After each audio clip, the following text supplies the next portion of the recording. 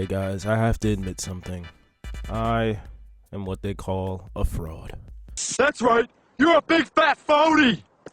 I may be the biggest fraud of them all because I have never seen this movie. I assumed it would just be lame because up until that point Captain America was pretty much an op of mine. The way he treated mutants in the comics and the cartoons and other out of context panels from the comics made me really dislike the guy. Video games that would include him also didn't really do a good job of showing you how cool he was. I mean, sure, he'd do cool things with his shield, but the way that other cooler characters would treat him just kind of made me resent this character. Wolverine, do it, Boy Scout. I don't take orders from you. Plus, just like Thor's first movie, there were just simply better movies out at the time, like Harry Potter and X-Men First Class, that I was way more interested in. And to be honest with you, since I didn't see this movie, my Cap hate lasted, honestly, until I saw Winter Soldier. It didn't even get fixed in the Avengers, from what I remember correctly. So ultimately, for the Retro Redux, I have finally watched the one movie that has eluded me for almost 15 years. And what did I think about it? Well... Don't do anything stupid until I get back. How can I? Taking all the stupid with you.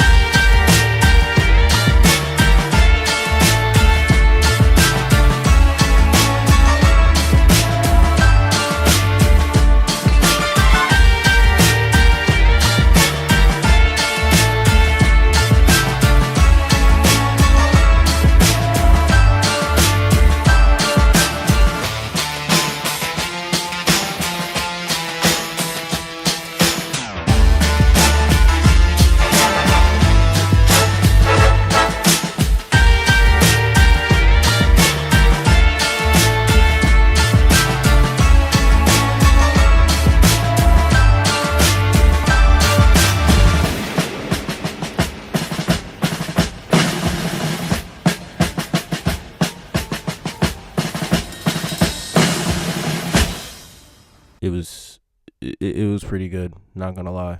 So before you start gossiping about me, love, scratch your minge, sniff your fingers, because you have got bigger fish to fry. The First Avenger is about Steve Rogers, a scrawny, sickly kid from Brooklyn who's consistently rejected by doctors to join the military. His unwavering commitment to join the armed forces and overall good spirit, however, allows him to be chosen as the world's first successful super soldier. Despite the government's insistence on making him a mascot for the war and the Allied powers, Rogers takes it upon himself to join active duty and stop Nazi scum as Captain America. All the while, hidden within the Nazi regime, Red Skull and his growing cult named Hydra look to use artifacts with power humans can barely comprehend to not only win the war, but change history. Now, overall, I gotta say, I really rock with the tone of this movie, especially during like the second and third act. The first act has this weird war propaganda feel to it in a good way. I'm not one of those people that's just like so anti-war that it clouds my judgment when it comes to, you know, art and films and stuff like that. World War II is actually a really entertaining part of history aesthetically and just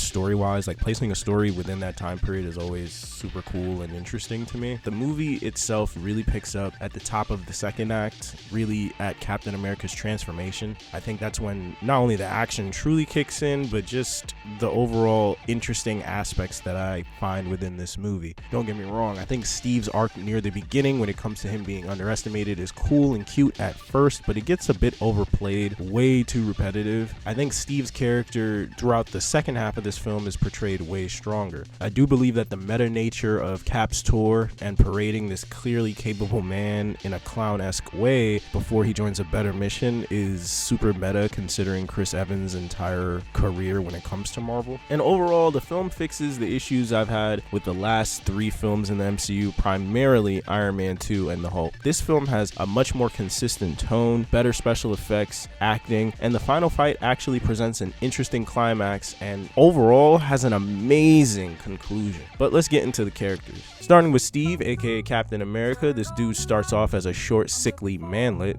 To be honest, he like me for real. Maybe that's why I rock with Cap. You know what I'm saying? Started off small and scrawny, now I'm big and brolic, you heard? Unlike Robert Downey Jr. or Tom Hiddleston, I think Chris Evans falls into the same category as Chris Hemsworth. These are two actors that are certified as some of the best, if not the best, representations of these characters, especially in the adaptation sense. It's just that Chris Evans definitely gets better at the role as the films go along. To be fair, I do believe Evans delivers a fine debut performance for a character that prior to the MCU I really wasn't too crazy about. I like the arc that Steve has of becoming a better leader as opposed to just the learning and mastering of his new abilities like normal origin stories. It's really more so about his potential finally being fulfilled due to these fantastical circumstances as opposed to the intrigue and super cool aspects of these new abilities and appearance that he has. It's really not focused on that. It's more focused on the fact that Steve now has the ability to do the things that he's always wanted to do, be a better man, not because he's better internally, but now because he's stronger and faster and more capable. It allows him to grow into the true honest to God leader that is clearly within him the entire time. I think Steve's idealism is charming and shines throughout the entire film. At first it is a bit cheesy and generic, but as it grows it gets a little bit more natural and interesting. I also think that Steve's costumes in this movie are really great. I'm a big fan of the leather jacket and helmet one that he has. I think the makeup that everyone else has, as well as the set design and costumes, also look really amazing depending on the circumstances that they're in. And I ain't gonna lie, the way people talk about Captain America on the internet, about how like he's soft or whatever, after seeing this movie and how violent it is, and honestly how violent overall Captain America's entire trilogy is, now that I have the full context of the first film, Captain America is out here catching bodies, and the people he's not killing that die in his vicinity die in some gruesome ways. Next up, we got Peggy, and honestly, I get why Steve's in love with her and went through time. She is the perfect woman because she is with the shits from the beginning. She doesn't care if it puts her career at stake. She believes in Steve based off of the conversations that they have, and their love story is honestly realistic. Of course, it would be hard for her to fall in love with Steve considering the state that he was in at the beginning of the movie, but it's clear that she's beginning to fall in love with his ideology and the way that he thinks and believes in himself. When he gets the super soldier serum, it really just puts things into action for her. Seeing him do those things and seeing that he is an honest to God pure person is where their romance really blossoms, and I really enjoy that. I think Haley Atwell and Chris Evans have great chemistry, and I think Haley Atwell is super underrated when it comes to her appearances in the MCU. But like I said, great chemistry between the two, and man, it got me longing for love. Like, imagine having a ting that just looks at you longingly like this. Imagine having a ting you could put your compass to stare at when you're at war. Oh man.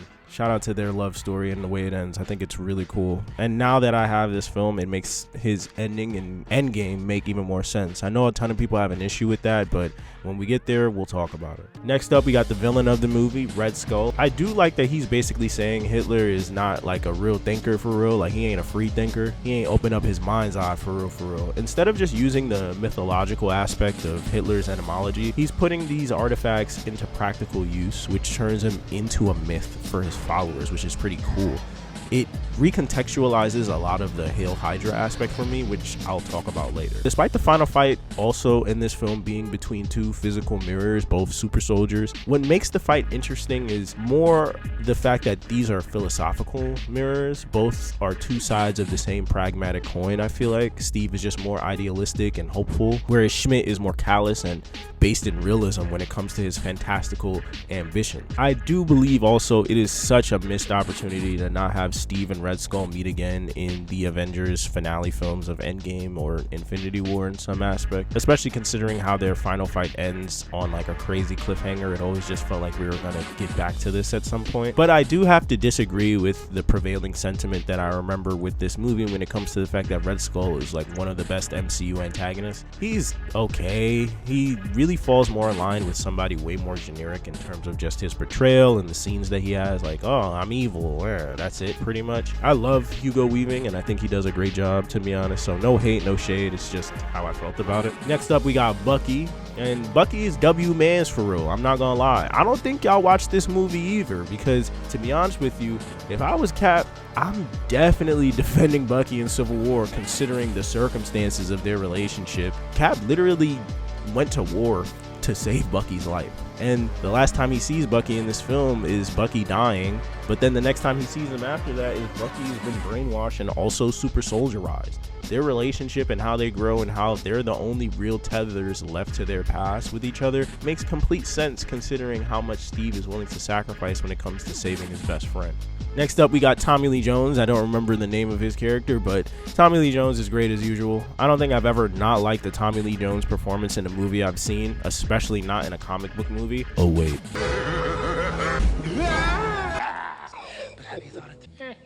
Alright, so yeah, I actually might be wrong about that. When it comes to the connections to the MCU, I think this film handles that much better than any film previously. This film does such an amazing job at making these connections to the MCU feel natural because it's the entire purpose of this movie.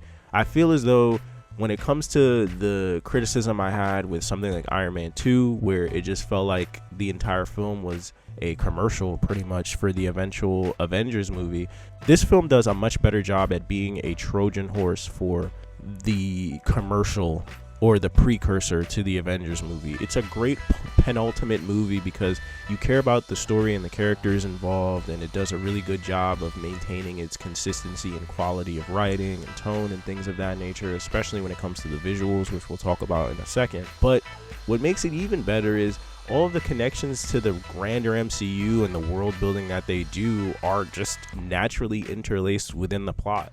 It never really feels like things just come out of nowhere or connections are happening for the sake of, you know, the audience pointing at the screen and saying, hey, I know that character, or hey, I know that name. I think the Hail Hydra aspect, now that I have the context of how Red Skull was received by his followers, it makes way more sense when it shows up in later movies, and honestly, it makes the aspects of characters whispering it in other movies much more haunting. The appearance of other minor characters, especially in Steve's squad, like Dim Dum Dugan, was really appreciated, to be honest, especially considering how they don't really make it a big deal. He's just like a character in the movie. And I also like the little aspects of the Iron Man sound effects in the Hydra weapons, since they both come from the Tesseract studies. And to be honest with you, that ending is probably the best ending I've seen in a superhero movie, maybe outside of like The Dark Knight or Spider-Man 2, when it just comes to really getting to the meat and potatoes of the most important aspect of the character, him being a man out of time, and how tragic and heartbreaking it truly is, especially considering, you know, they could have done a fish out of water story with this character like they did with Thor, but instead ending the film with that and that being Steve's arc is a really good twist. I just feel like that ending is so heartbreaking and feels like a really cool ending to like science fiction movie from a different time period that's just like underappreciated. And overall, like I said, visually I loved the way this film is shot. When it's dark, it makes sense for the special effects and all that stuff if it doesn't look too strong. And when it's during the daytime or things are bright, it looks great. It looks like it's part of the set. It looks real. But overall, I gotta say, MCU, you bounce back. Iron Man 1, great movie. Iron Man 2, Hulk, not good movies at all in my opinion. And then we get to Thor, which I thought was pretty decent. I just thought the ending was a bit weak and I wish there was just a bit more meat overall to the movie. And here we have Captain America the First Avenger, something that I slept on for way too long, and unfortunately, instead of watching Iron Man 2 and the Hulk and even Thor back in the days, I probably should have just watched this movie and I would have been way more hyped for the Avengers movie and overall the rest of the MCU, but I wasn't, and it wasn't until I got to the Winter Soldier I truly felt that way. Getting this movie before seeing the Winter Soldier is super appreciated, and I think honestly this is the second best movie in phase 1 that I've watched for the Retro Redux so far. How do you guys feel about Captain America the First Avenger? Do you agree with me? Do you think it's the second best, or do you think it's the best movie? How do you feel about the movie? Let me know in the comment section down below, and I will see y'all in the next Retro Redux. Bye bye.